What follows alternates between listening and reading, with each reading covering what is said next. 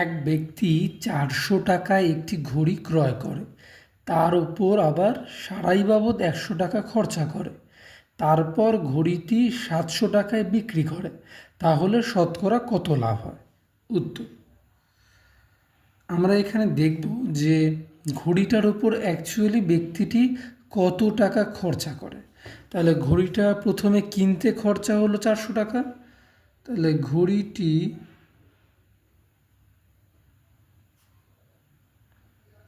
ক্রয় বাবদ খরচা = 400 টাকা। তারপর আবার সারাই বাবদ খরচা 100 টাকা বলেছে। তারপর সারাই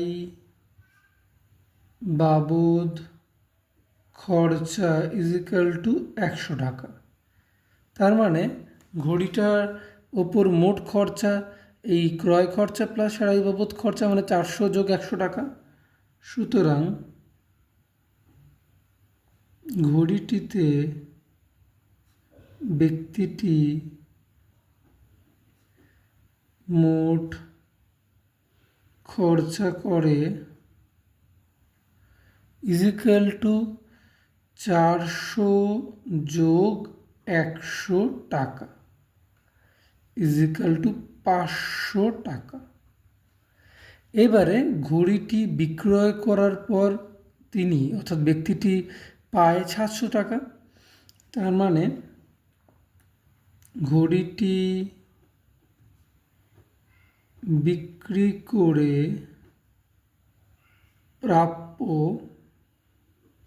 = 700 টাকা। তাহলে আমি ব্যক্তিটি খরচা করে 500 টাকা, আবার ব্যক্তিটি তার বদলে পায় 700 টাকা।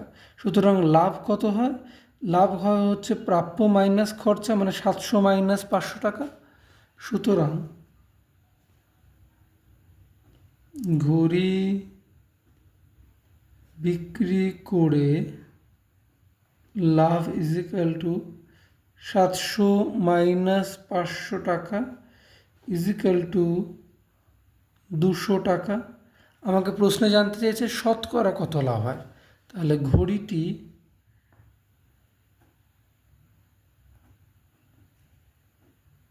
বিক্রি করে শতকরা লাভ মোট লাভ 200 টাকা বাই মোট খরচা। অ্যাকচুয়ালি খরচার ওপরই তো আর 200 টাকা লাভ হয়, যার জন্য 700 টাকা সে বিক্রি করে। তাহলে মোট খরচা হলো 500 টাকা ইন্টু শতকরা বলেছে 100, এত %। উপরের দুটো শূন্য নিচের দুটো শূন্য কেটে গেল, 5 দিয়ে কাটলে উপরে হবে 40 = 40%। সুতরাং ঘড়িটিতে 40% লাভ হয়। অ্যান্সার।